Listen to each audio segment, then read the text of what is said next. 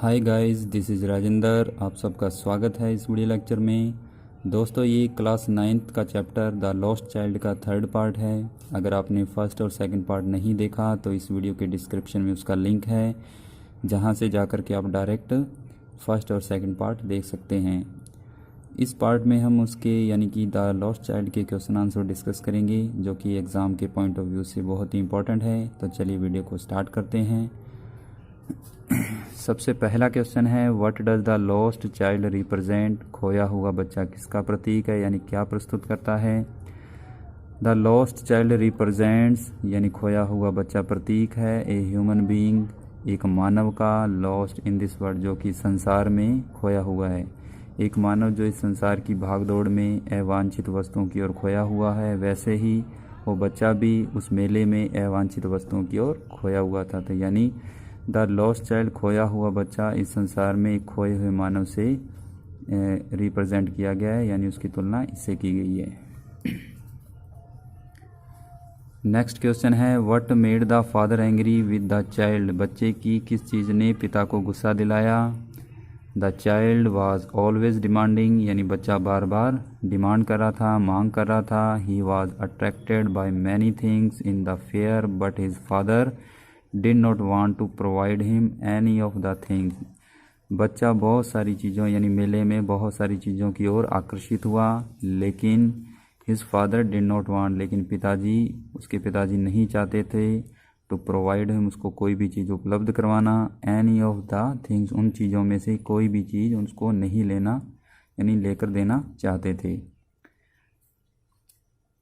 the child's behavior against his wish, बच्चे का व्यवहार अपनी इच्छाओं के प्रति यानी अपनी इच्छाओं के विरुद्ध, जो भी वो चीज़ों की डिमांड कर रहा था, यानी बार बार जिन चीज़ों की डिमांड कर रहा था, यही वो चीज़ made the father angry with his child, इसी चीज़ ने बच्चे के पिता को गुस्सा दिलाया। यानी बच्चे का जो व्यवहार था बार बार चीज़ों के प्रति, इन्हीं चीज़ों के कारण उसके पिता को गुस्सा आया। What did the child want after he had lost his father and mother? अपने माता पिता को खोने के बाद बच्चा क्या चाहता था, अब उसकी क्या डिमांड थी? After the child had lost his father and mother, he wanted only his father and mother। यानी अपने माता पिता को खोने के बाद अब वो केवल और केवल अपने माता पिता को ही चाहता था। अब वो उन वस्तुओं को नहीं चाहता था जो पहले वो चाहता था। ही रिफ्यूज्ड, उसने मना कर दिया एवरीथिंग एल्स, हर चीज़ों को, जैसे round about, horse ride, juggler, garland, balloons and sweets, झूले को, घोड़े पर सवारी को, यानी वो जगलर यानी जो जादूगर था, यानी कि जो बाजीगर या सपेरा था, उसकी धुन को, यानी उसकी धुन सुनने को, गार्लैंड यानी माला को, बैलून्स यानी गुब्बारों को, एंड स्वीट्स यानी मिठाइयों को, यानी हर एक चीज़ से उसने मना कर दिया। नेक्स्ट है, what happen as the child enter the grove? जैसे ही बच्चे ने ग्रोव का मतलब कुंज या उपवन में प्रवेश किया, उसके साथ क्या घटना घटित हुई, यानी उसके साथ क्या हुआ? ए शॉवर, एक बौछार, ऑफ यंग फ्लावर, छोटे फूलों की उसके ऊपर बौछार हुई। फेल अपॉन, उसके ऊपर गिरे। The child as he entered the grove, जैसे उसने उपवन में प्रवेश किया, बच्चे के ऊपर छोटे फूलों की बरसात हुई यानी बौछार हुई। And he began to gather the raining petal in his hands, वो अपने हाथों से गिरते हुई पंखुड़ियों को इकट्ठा करने में लग गया, यानी उसने इकट्ठा करना शुरू कर दिया। What did the child do to find his parents?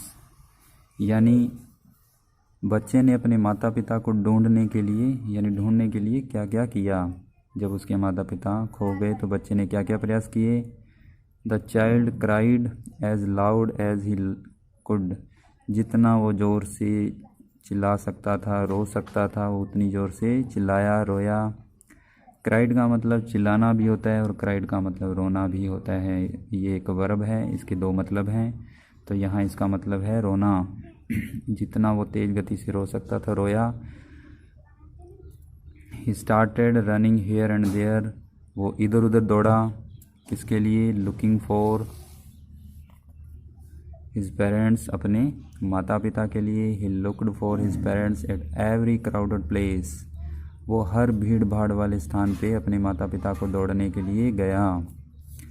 Next question है 6 number, list the things that the child want, उन चीज़ों की सूची बनाइए जिनको बच्चा चाहता था। Do the parents fulfil his desire, क्या उसके माता पिता ने उसकी इस इच्छा को पूरा किया। On his way to fair, मेले के रास्ते पर the child is attracted towards many things, बच्चा बहुत सारी चीज़ों की ओर आकर्षित हुआ। विच ही वांटेड, जिन्हें वो चाहता था।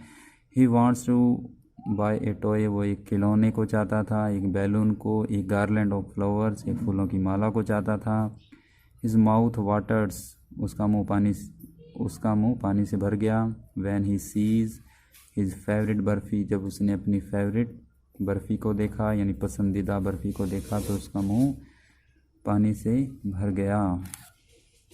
The jugglers flute playing and round about also attract him, यानी जो बाजीगर या जादूगर जो सपेरा था उसकी बांसुरी जो वो बजा रहा था उसने और झूले ने भी उसको अट्रैक्ट किया।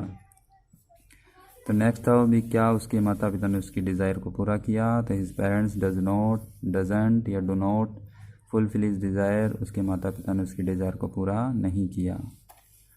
अब लास्ट क्वेश्चन है, bring out the symbolic significance of the title of the story the lost child, यानी कि जो कहानी का टाइटल है यानी जो शीर्षक है उसके अंदर उसका प्रतीकात्मक महत्व, सिग्निफिकेंस, यानी इस चीज़ का क्या महत्व है हमारी लाइफ से रिलेटेड। इसमें जो बच्चे की कहानी बताई गई है उसका हमारे जीवन से रिलेटेड क्या महत्व है, यानी इम्पोर्टेंस। सिग्निफिकेंस का मतलब भी वो महत्वपूर्ण या महत्व यानी प्रतीकात्मक महत्व बताइए उसका, यानी वो हमारे लिए किस प्रकार से इम्पोर्टेंट है, यानी इसकी तुलना हमारे से करनी है। अकॉर्डिंग टू स्टोरी, कहानी के अनुसार, a child goes to the fair, एक बच्चा मेले में जाता है विद हिज पेरेंट्स, अपने माता पिता के साथ। He want to get all the things, वो हर चीज़ों यानी कि वहाँ से हर चीज़ों को प्राप्त करना चाहता है। Which he sees on his way to the fair, जो मेले के रास्ते पर वो जिन जिन चीज़ों को देखता है वो उन हर चीज़ों को हासिल करना चाहता है। But knowing the nature is father, लेकिन अपने पिता के स्वभाव को जानते हुए ही मूव्स ऑन, वो आगे बढ़ता रहता है। उसको पता था कि उसके पिताजी उसको कुछ भी नहीं दिलाएंगे। He doesn't like the nature is parents, उसको अपने माता पिता का ये स्वभाव अच्छा नहीं लगा। कब अच्छा नहीं लगा? जब उसके माता पिता ने उसको कोई भी चीज़ नहीं दिलवाई। But when he is lost from his parents, जब वो अपने माता पिता से अलग हो गया, he feels very anxious and insecure, तब वो महसूस करने लगा बहुत ही चिंतित और असुरक्षित। इनसिक्योर असुरक्षित, अनक्शियस यानी चिंता यानी चिंतित महसूस करने लगा। He comes to know the importance of parents, अब उसको अपने माता पिता की उपस्थिति या महत्व का पता लगा। यानी जब उसके माता पिता उसके साथ थे तब उसको इम्पोर्टेंस का पता नहीं लगा, लेकिन जैसे ही वो अपने माता पिता से बिछड़ गया उसको अपने माता पिता की इम्पोर्टेंस का पता लगा। इन द सेम वे, इसी प्रकार से, we don't care for the things which we have, उसी प्रकार से हम लोग भी उन चीज़ों की परवाह नहीं करते, उन चीज़ों की केयर नहीं करते जब वो वस्तुएं हमारे पास होती है। But we cry for the things when we lose them, लेकिन जब हम उन वस्तुओं को खो देते हैं तब हम रोते हैं। यानी जब तक हमारे पास वो चीज़ होती है तब हम उसकी कदर नहीं करते, लेकिन जैसे वो चीज़ हमारे से दूर चली जाती है तब हमें सही मायने में उसकी कदर का एहसास होता है। तो इसी के साथ ये थर्ड पार्ट में हमने क्वेश्चन आंसर डिस्कस किए। इसी के साथ ये फर्स्ट चैप्टर आपका कंप्लीट होता है और आई होप ये वीडियो लेक्चर आपको अच्छा लगा होगा। अगर अच्छा लगा तो वीडियो को लाइक करें, अपने फेसबुक या व्हाट्सएप ग्रुप में शेयर भी करें और हमें कमेंट्स में बताएं कि ये वीडियो लेक्चर आपको कैसा लगा। मिलते हैं नेक्स्ट वीडियो लेक्चर में एक नए टॉपिक के साथ। तब तक के लिए thank you, goodbye and take care.